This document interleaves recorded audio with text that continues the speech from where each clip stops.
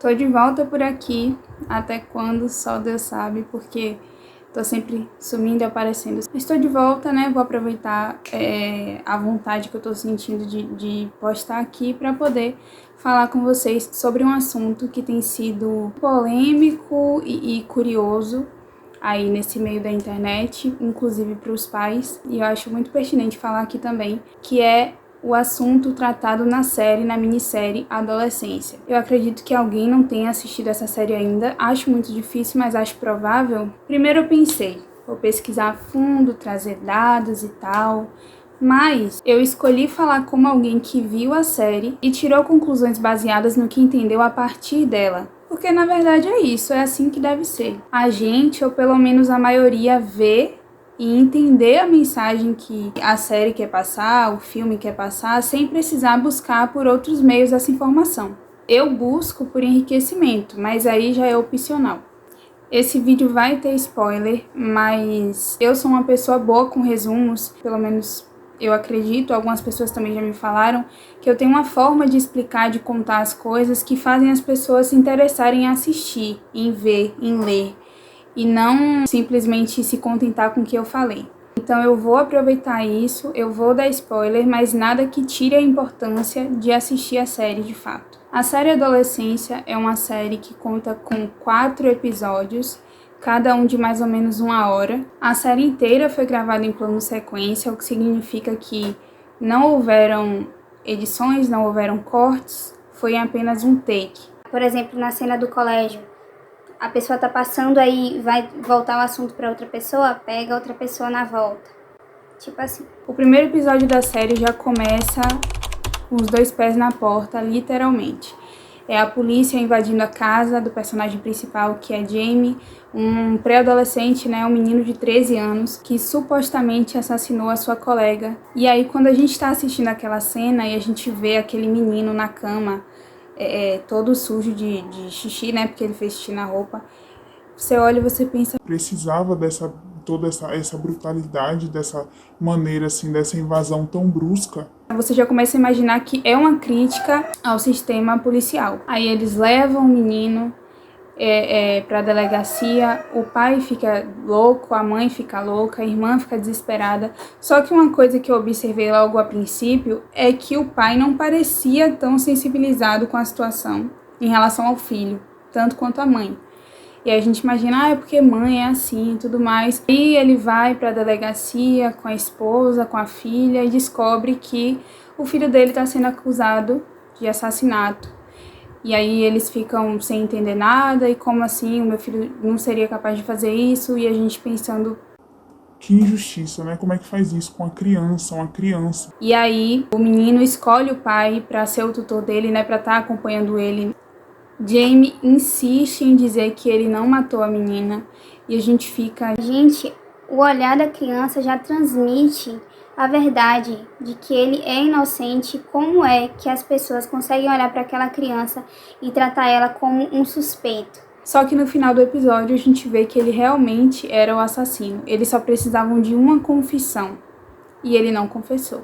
No final do episódio, a polícia mostra para Jamie e para o pai o vídeo das câmeras de segurança que eles conseguiram pegar do menino esfaqueando a sua colega de escola. No segundo episódio, a gente vê o detetive inspetor indo com a sargento, a colega dele, para a escola onde Jamie estudava, para tentar entender qual foi a motivação do crime. Nesse episódio a gente descobre que o inspetor tem um filho que estuda nessa mesma escola e que esse filho dele sofre bullying na escola. Outra coisa que me chamou a atenção também, né, que ele não sabia desse fato, e quando ele percebe o filho dele sofrendo bullying, ele não faz nada. Aí eu fiquei pensando, será que é a posição que um policial tomaria? Ou será que é um pouco insensível da parte dele, sendo que ele é o pai do menino que está sofrendo bullying ali, na cara dele, ele não faz nada. Depois o filho desse inspetor procura ele, tenta explicar para ele a situação de Jamie, a relação dele, de Jamie com a menina que foi assassinada, que ela fazia bullying com ele. E aí ele entra num tema, né, que é abordado nessa série, que repercutiu tanto na internet. Incel. Incel vem de celibato involuntário. E aí, pelo que eu entendi na internet, tem um grupo de incels, tem vários grupos, na verdade, de pessoas assim, de homens, né, sejam meninos, adolescentes, adultos, homens, que passam por essa situação, né, de celibato involuntário, porque tem uma garota, ninguém se interessa em ter uma relação sexual com eles. E aí, para entender melhor sobre esse termo, a gente tem que realmente sair um pouco da série e pesquisar na internet, porque é muito mais abrangente do que parece. Os incels costumam se reunir em grupos na internet para falar mal das mulheres, para destilar ódio às mulheres. E quando a gente se aprofunda um pouco nesse assunto, a gente vê que não existem só incels na internet, em grupos, falando de mulheres e expondo a sua masculinidade problemática. Mas a gente começa a conhecer também os Red Pills, que nem todo mundo tem conhecimento a respeito, mas é um grupo semelhante, só que os Red Pills não vão muito para esse meio da ofensiva, mas da defensiva. Eles defendem essa masculinidade dominante. Eu não sei se todo mundo aqui conhece um personagem interpretado por Lara Santana, o Cadu. Ele é um bom exemplo de Red Pill.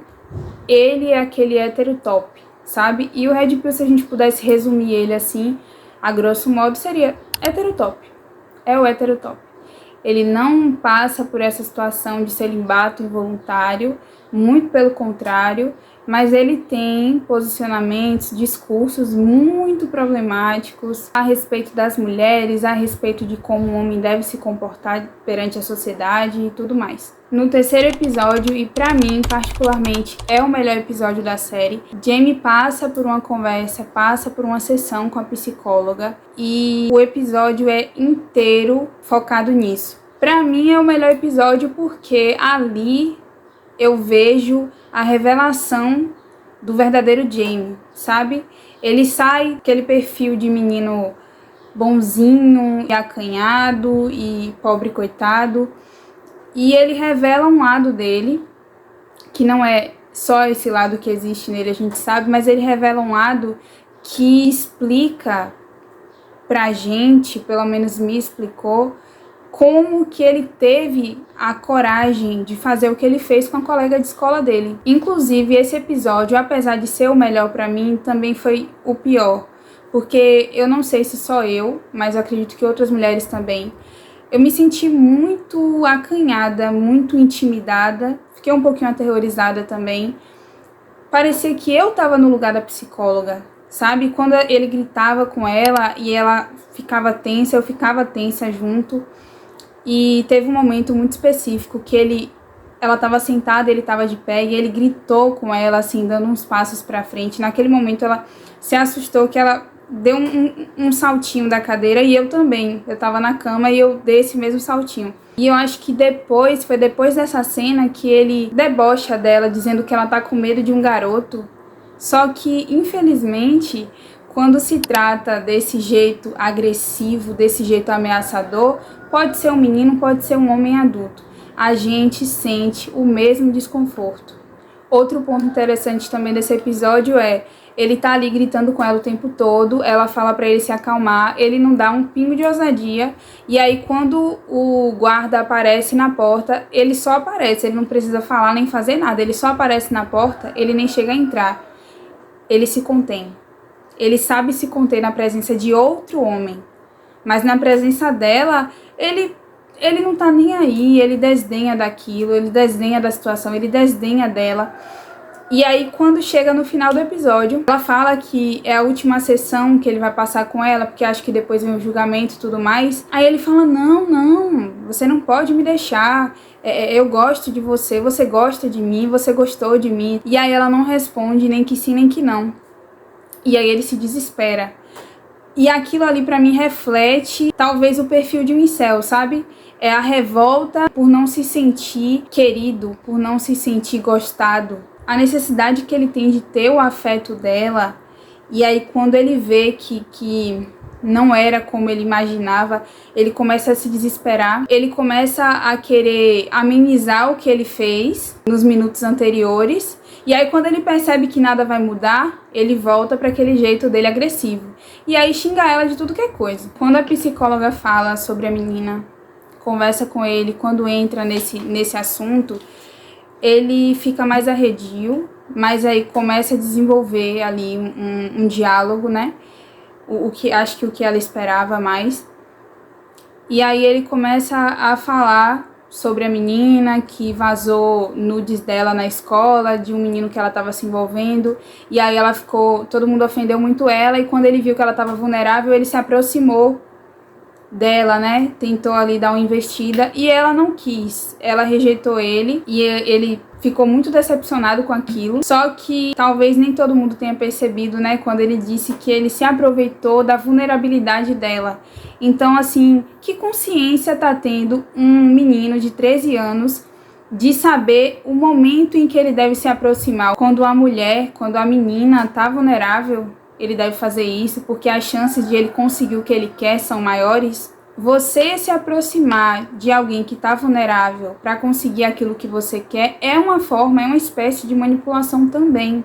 E aí, quando ele fala sobre a noite do assassinato, ele tinha uma faca na mão, então assim, ele estava no poder, ele estava ali no domínio da situação. E aí ele fala que fez aquilo, que a esfaqueou, que a atacou, mas que ele não tocou nela, ele não cometeu nenhum abuso. E por isso ele se sentia melhor do que os outros garotos, porque se fossem os outros garotos da escola dele, no lugar dele, fariam. Então assim, ele se mostra orgulhoso por não ter feito o que ele realmente não deveria fazer. Mas na cabeça dele, mesmo não tendo feito, ele ainda achava que ele tinha o direito de fazer, de cometer aquele outro crime, porque ele estava como dominante. E isso reflete muito a sociedade, né? A sociedade como um todo, quando se trata de homens e mulheres. Tantas agressões que nós mulheres sofremos por homens que acham que têm o direito de fazer aquilo. No quarto e último episódio é aniversário do pai dele, o nome do pai dele é Ed, eu acho que eu não citei aqui, mas é aniversário do pai de Jamie. Ele tenta viver um dia normal, apesar dos pesares, mas isso não dura muito tempo, porque os adolescentes picham o carro dele, o carro de trabalho, e aí ele fica um pouco revoltado e ele tem que ir até uma loja junto com a esposa e a filha para poder dar um jeito naquilo ali, porque com água e sabão não saiu. Só que chegando lá, ele encontrou um funcionário, que foi o funcionário que passou a instrução para ele do que ele deveria usar. E esse funcionário reconhece ele como o pai de Jamie e diz que tá do lado do menino, porque ele viu a foto da menina. Ele fala: eu vi a foto dela, eu tô do lado do seu filho. O pai de Jamie tava com a lata de tinta na mão. Se fosse ele, eu tinha pegado aquela lata de tinta, metido na cabeça daquele cara, só de raiva. E aí Ed fica completamente transtornado com aquilo, depois encontra os meninos que fizeram aquilo com o carro dele, e aí é um auê. Só que aí voltando pra casa, né, Jamie liga pra ele, né, e Jamie fala, dá parabéns a ele, pergunta se ele recebeu o desenho, né, porque Jamie é bom em desenhar.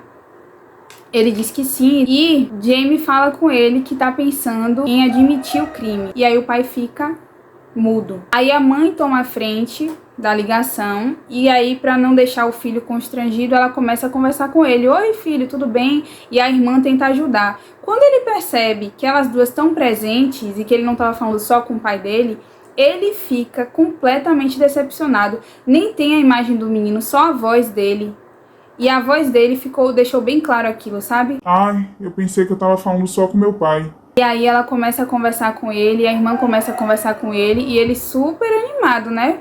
Tanto quanto uma porta. Aí ele leva ali um tempinho, assim, acho que pra não parecer rude, e diz que vai desligar. E aí ele fala no final: desculpa, pai.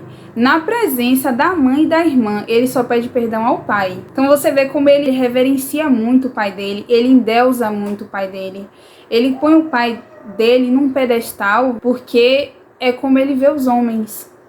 Essa é a visão que eu tive, sabe? Nessa cena isso ficou muito claro pra mim. No terceiro episódio também, quando ele fala do pai, que ele fala meu pai isso, meu pai aquilo, e aí a psicóloga pergunta pra ele sobre as qualidades da mãe, né, o que ela faz e tudo mais, eu nem sei, acho que ela só cozinha e limpa a casa. Alguma coisa assim que ele fala. Como se fosse pouco, né? Como se você não tivesse que ter uma certa habilidade, você não tivesse que se esforçar muito pra fazer isso. Eu falo por experiência própria, porque cozinhar, meu filho, não é pra todo mundo, não. Não é todo mundo que chega ali e sabe fazer um arrozinho gostoso, um feijão bom, não. Ele fala com a psicóloga que o pai dele é isso, que o pai dele é aquilo, e aí ela pergunta se o pai dele é de se estressar. Aí ele fala, às vezes ele fica assim, e aí ele... Não sei se ele fala que o pai dele quebra umas coisas, derruba umas coisas e tal, sei lá. E aí a mãe dele faz o quê? Pega ele, pega a irmã dele e leva pro quarto.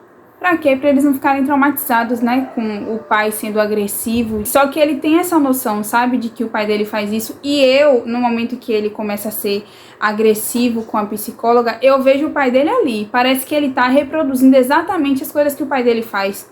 Porque eu olho pra um menino de 13 anos e falo, como é que esse menino faz essas coisas assim?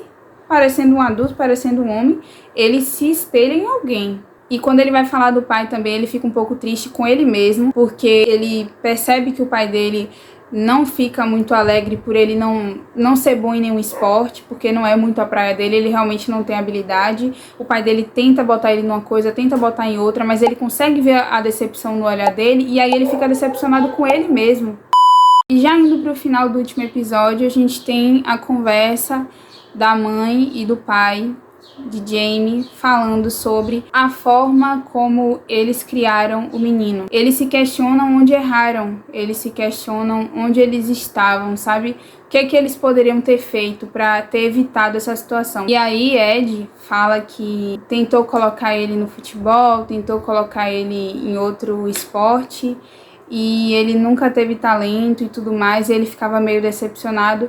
Então, assim, respondendo, né, a dúvida do terceiro episódio, será realmente que o pai dele fazia isso ou ele se sentia assim? Não, o pai realmente fazia, ele admite no quarto episódio. E ele fala que o pai dele bateu muito nele, que ele não quis fazer isso com os filhos. Só que aí tá, ele não reproduz o que o pai fez no quesito agressividade, né? Não bateu nos filhos. Mas ele agiu com o próprio filho dele de outra forma problemática, né?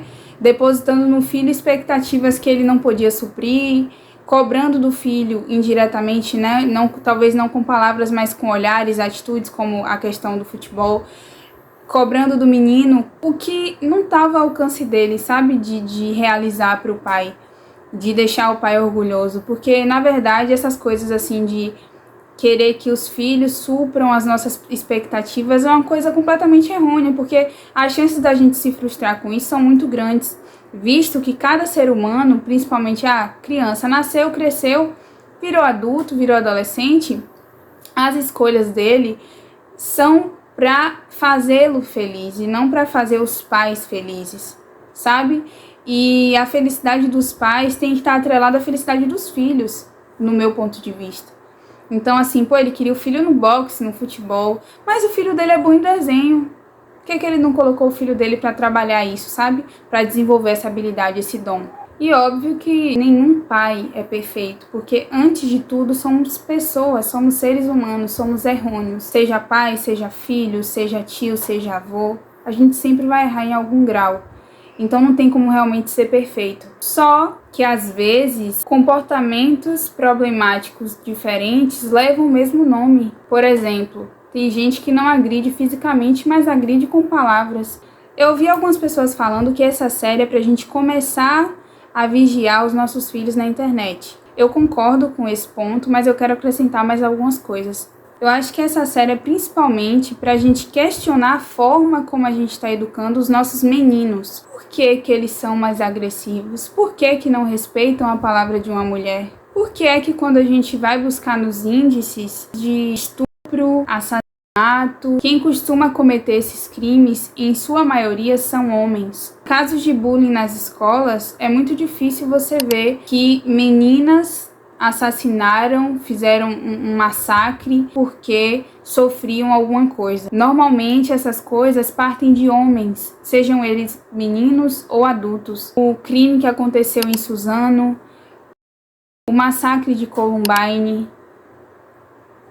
Por que é que a ira dos homens sempre partem para essas atitudes fatais? Por que é que eles têm que se afirmar o tempo todo através de demonstrações de masculinidade, onde tudo que é atribuído à mulher é ofensivo e eles têm que ser o extremo oposto daquilo? Convenhamos que para você mostrar que é homem, você se anula muito mais, se fere muito mais do que outra coisa. Cria uma persona que performa ao falar, ao agir, ao olhar e entra tanto de cabeça nisso que esquece de sair do personagem e se funde com ele. E aí mergulha na pornografia, que também traz uma performance sexual muito real, a gente sabe disso. Fica mais agressivo, porque quando você se desgasta tanto para ter o perfil que é mais bem visto, mais bem quisto, mas mesmo assim ainda se sente rejeitado, o cara vai depositar nos outros as próprias frustrações. E às vezes o ato de ofender é justamente o reflexo da infelicidade que habita dentro do cara que entrou na pilha de ser aquilo que cobraram dele, ou que entrou na pilha de ser aquilo que foi a única forte referência que ele teve, fazendo assim com que ele não se permitisse ser diferente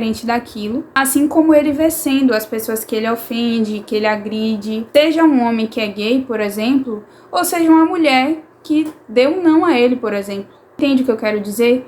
Uma pessoa que esteja vivendo a vida que escolheu viver, sem seguir essa imposição de como a gente deve ser, agir, se comportar, viver. Não tem aquela frase de um cantor que fala: carrego a glória e a dor de ser do meu jeito? Então, talvez uma pessoa dessa tenha, sei lá, uma inveja dessas pessoas que carregam a glória e a dor de serem do jeito delas. A cultura misógina, a cultura da masculinidade dominante faz com que nós mulheres morramos só por sermos mulheres, mas também escraviza os próprios homens por toda a sua vida. E aí eu vou puxar outro gancho aqui que pode ficar meio desconexo, mas no final das contas vai resumir tudo uma coisa só. Que eu fico pensando que talvez daí venha a revolta. A revolta quando a mulher vacila com o cara. Eu fico pensando assim que inconscientemente, né? Talvez eles não pensem exatamente assim, mas eles agem como se pensassem. Eu imagino que eles pensam: eu já me esforço tanto para ser o mais cavalheiro, o provedor, o cara com tesão infinito, que comparece na cama sempre, o protetor, e a mulher ainda vacila comigo. E assim, isso, o cara achando que tá sendo tudo isso sem falhar, perfeito. E aí vem a outra expectativa criada em cima da mulher, que é: você tem que me agradecer, você tem que ser grata, porque eu me esforço tanto, eu dou o melhor de mim. E aí, talvez na cabeça deles, a cobrança na cabeça deles é tão forte, é tão pesada, que eles acham que a vida da gente é muito mais leve. E eu quis tocar nesse ponto justamente por causa do terceiro episódio, que o menino fala, né, que ele poderia ter tocado na menina, mas que ele não tocou e que por isso ele se achava melhor do que os outros caras. Tô chegando no finalzinho desse vídeo.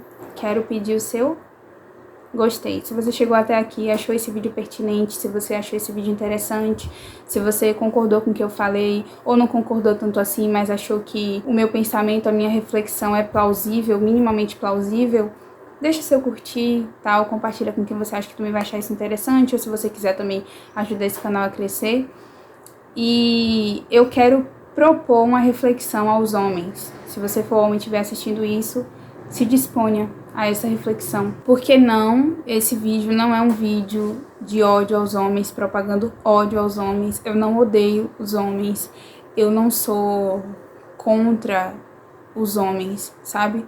Eu sou contra todo um sistema que, por mais que eles favoreçam os homens e desfavoreçam as mulheres quase que completamente, ainda assim ele também afeta os próprios homens. Mas devemos correr atrás do progresso, um progresso que favoreça a todos nós. O que eu falo, o que eu penso, a forma como dou minha cara a tapa para dizer o que eu penso, nunca é contra ninguém. Então a luta, o protesto, a manifestação, né?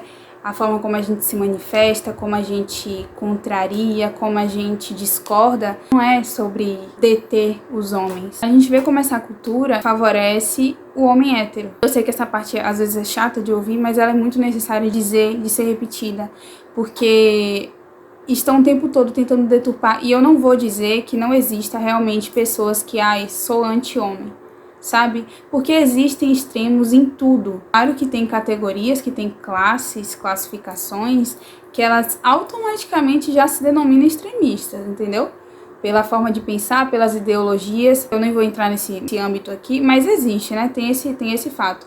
Mas, no geral, tudo tem o seu lado extremista, sabe? Não é no feminismo que não vai ter, não é no cristianismo que não vai ter. Tudo tem, mas não é desse lado que eu tô, e não é com esse lado, com essa parte que eu compactuo. Mas eu quero propor uma coisa a vocês, homens, uma reflexão. Essa cartilha que você vem seguindo, não conscientemente, mas vem seguindo, de como ser homem, é de fato uma cartilha de enaltecimento da raça masculina, da masculinidade dominante, ou é uma cartilha de esvaziamento de si mesmo? Porque nós somos seres individuais e não tem como uma cartilha funcionar para todas as pessoas. E talvez você seguindo essa cartilha, assim como nós mulheres também temos a nossa cartilha da mulher ideal, que aí também já entra em outra questão, eu não tô falando de mulheres aqui, por isso que eu não dei exemplo de nada relacionado. Talvez você, homem, seguindo essa cartilha, esteja vestindo uma farda, daquelas que a gente usa e se sente destacado, na teoria talvez, mas na verdade, diante de todos os outros homens, você seja só mais um, com a mesma farda, os mesmos discursos, as mesmas atitudes e o mesmo vazio que muitos tentam preencher com coisas externas. É todo homem? Não, não é. Mas todo homem é escravo desse sistema em algum nível, em algum grau. Para finalizar aqui, eu queria dizer que eu acho importante todo mundo assistir essa série, porque a gente tem que refletir mais sobre o que a gente faz com as nossas crianças, principalmente observar mais essa cultura, sabe, que vem cada vez mais crescendo na internet. Essa série ela não é especificamente baseada numa história real, mas ela é inspirada em histórias que de fato aconteceram. Então, se você pesquisar, você vê casos de caras, de um incel, que chegou num lugar e matou não sei quantas meninas na Califórnia, por exemplo, só porque não quiseram nada com ele. E aí se expõe nesses grupos e recebe enaltecimento de vários outros caras que se identificam com ele e que dentro de si carrega esse desejo de fazer o que ele fez, sabe? Que às vezes também tem disso. A pessoa em si ela não tem coragem de fazer, mas ela se satisfaz com as atitudes alheias. Então tem gente que só precisa que outra pessoa faça e conte pra ele se sentir vingado, vamos dizer assim. Essa cultura tem traços, ela tem características muito específicas. Uma se difere da outra, mas no final acaba sendo tudo a mesma coisa, né? Incel, Red Pill e outras coisas mais. Tem suas diferenças, mas acaba sendo a mesma coisa. E é bom a gente ficar sempre atento, porque às vezes até a gente mesmo tá sendo uma pessoa dessa, sabe? Até um homem assim do nosso lado tá sendo desse jeito. Até você, homem, tá sendo desse jeito e não tá tendo a visão. É importante também a gente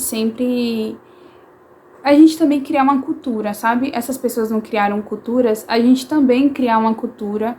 A cultura de... Eu tô bem bronzeadona, né? Meu Deus. Eu tô quase Donald Trump, laranja. Mas a gente criar a cultura de trabalhar a autoestima dos homens, das nossas crianças. Trabalhar o psicológico, sabe? Porque é um grande sinal de autoestima abalada, sabe? É um grande sinal de psicológico desestabilizado, de se sentir muito frustrado por não bater aquele padrão esperado ou cobrado, principalmente em escolas, né, que a gente sabe que tem sempre um padrão que é muito mais interessante, popular e tudo mais, e às vezes você só não gosta, só não curte, mas você se sente cobrado em ser aquilo e se frustra, e aí vem esse tipo de revolta. Óbvio que nesses exemplos eu nunca me refiro a pessoas que realmente têm problema, sabe? É assim, que problema que eu falo é um psicopata, sabe? Porque existem pessoas ruins de fato, mas existem só pessoas que estão agindo por frustração diante da sociedade que a gente vive. Então, é bom a gente sempre trabalhar, sabe? A gente criar essa cultura de cuidar da autoestima dos homens, da autoestima dos nossos meninos, das nossas crianças. Às vezes o cara, pra manter a autoestima dele ok ali, ele se apega muito à aparência, mas também é só isso que ele tem pra entregar. Aí quando ele envelhece, o que ele faz? Ele vai tentar se reafirmar como o garanhão, o gostosão, o popular que ele era na juventude. E aí ele vai fazer o quê? Ele vai, sei lá, com seus 70 anos, ele vai se envolver com uma mulher de 20, de 30 anos, sei lá. Isso é normal aonde, gente? Aonde que isso é normal? Mas realmente é comum acontecer, entendeu? Mas nem tudo que é comum é normal. Então é uma coisa que a gente tem que ficar ligado. Agora, já saindo do assunto, né? Que aqui eu já tô fazendo outras reflexões, mas falando sobre o próprio canal. Eu tô com intenções de trazer filmes pra cá. Filmes, séries e tal. Trazer o meu ponto de vista, sabe? Contar a história do meu jeito. Com spoilers, claro, mas sem tirar a importância de assistir o filme, de assistir a série. Eu tô querendo trazer Bacurau pra cá. Trazer Os Sem Floresta, que é uma animação, mas assim, pô, velho, um adulto assistir ali pega muita coisa, entendeu? Eu, por exemplo, tenho muita visão, assim. E aí eu quero trazer essas coisas assim, tipo o que eu fiz hoje, sabe? Só que às vezes nem entrando nesses assuntos mais complexos, né? Mais abrangentes, que são muito abrangentes esse tipo de assunto, mas só ficando ali mesmo na história. Eu sou boa nisso, eu sei que eu sou boa. Eu sempre fui boa em resumos, então tô pensando em trazer pra cá. Se você assistiu até aqui, você me ouviu falando isso aqui agora, você acha bacana, manda uma mensagem, faz um comentário aí falando, traz mais, porque eu vou gostar de assistir. Os meus vídeos, eles são feitos pra você ver, se você quiser, apesar que eu não recomendo, mas eles são também pra você ouvir, se você tiver ocupado fazendo alguma coisa, cuidando da casa, você só escutar, não vai mudar nada. E é isso. Inscreva-se no canal, compartilhe com alguém, deixe o seu curtir aí nesse vídeo se você gostou, se você achou tem alguma coisa a comentar, acrescentar, pode deixar aí no comentário ou pode me mandar uma mensagem, tudo ok. Até a próxima.